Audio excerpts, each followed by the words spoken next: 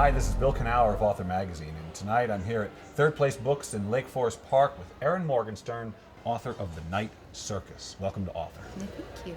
So can you remember when you first became interested in fairy tales? Did it predate your interest in stories, or did it begin simultaneous? I think it's kind of simultaneous. I think like any sort of child, fairy tales are sort of like one of the first introductions you have to like a storytelling idea. And those stories that I remember from when I was really little are always those like sort of classic fairy tale things, like the iconic images like the glass slipper and the Red Riding Hood, and those sort of things I think are very, very much ingrained in my subconscious from a very small age. But so I think that the fairy tales are probably right at the beginning.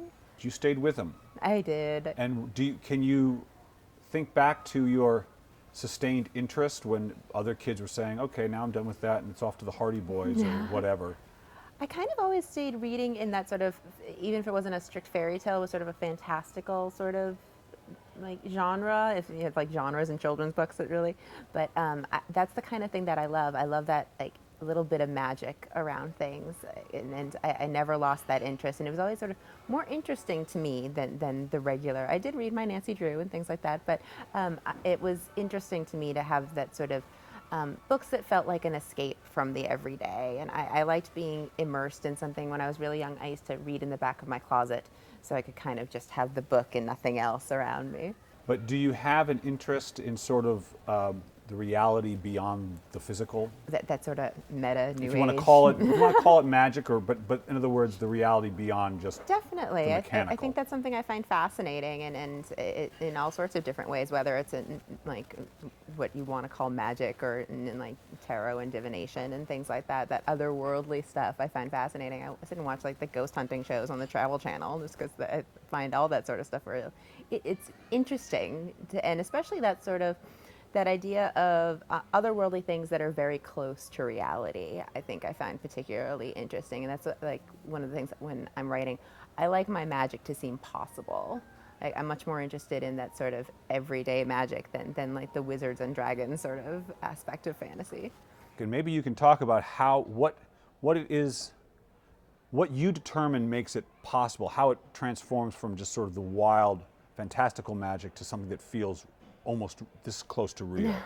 I think part of it is it's actually sort of discussed in the book. It's called, I call it grounding, like kind of taking something that could be very sort of fluffy and ethereal and giving it like weight and sort of tying it to the everyday. And there's the whole thing in the book that sort of plays with making magical things look like they're possibly not magical, and then there are counterpoints of things that are mechanical, like all the fantastical clocks, but that look like they're magic. So I think kind of that the balance gives it a little more of a questioning of what's impossible. And you're interested in setting. Obviously, that's part of where this story begins, is the sense of place. Mm-hmm. And do you want to imbue that with a sense of sort of mystery and wonder also? I think mysterious places are a little more interesting than regular places. I think I love books that feel like some place to go to. And like the circus was the first part of the book. That it had the setting before I had anything else, before there were characters, before there was plot. Like there was the circus, and I think it's sort of the way I write. I have a world in my head, and I need to explore it and see what's there. And I think that's what I love in a book that feels like a place to go to or to revisit when you reread. So you studied art and also theater in college, but you didn't study, did you study all of theaters and directing and writing and producing, I did or a just little acting? bit of everything. I did acting, I did directing, I did a lot of lighting design, which is probably also obvious in my writing because I'm always concerned with how things are lit, like whether it's candles or lanterns or something. I always kind of think of in terms of that, but I didn't really settle on that one theater thing that I was extra special good at, and I think that's kind of why I went in different directions eventually. Yeah, you went eventually to a big, ambitious novel, and had you been writing in some form throughout your childhood and through college? No, not at all. I actually started doing National Novel Writing Month not long after I graduated from college, kind of just for like, because I was always the type of writer that I'd start writing something and I would hate it within a page and I'd stop. So Why would you hate it? I think there's a sort of idea with writing, and maybe especially from being a reader, that there's almost the idea that it's supposed to be right the first time. And it's just any writer who writes a book just starts at page one and writes all the way through, and that's the way like it's done.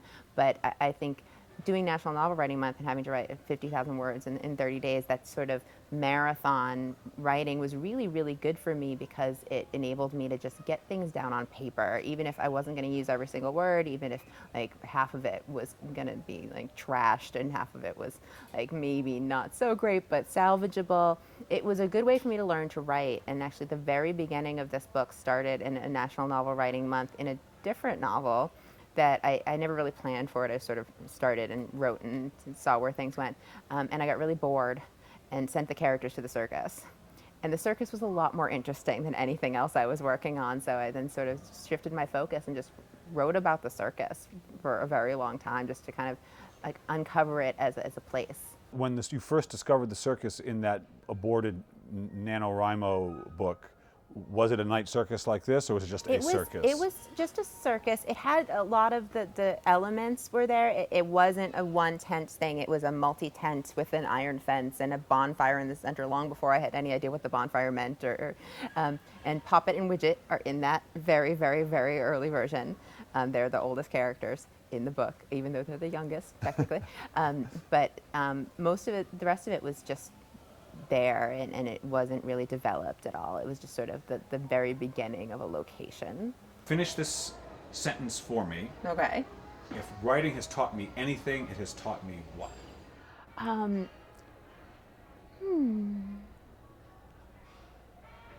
It's taught me to dream big, I think, and to kind of not feel confined by anything but the bounds of my imagination.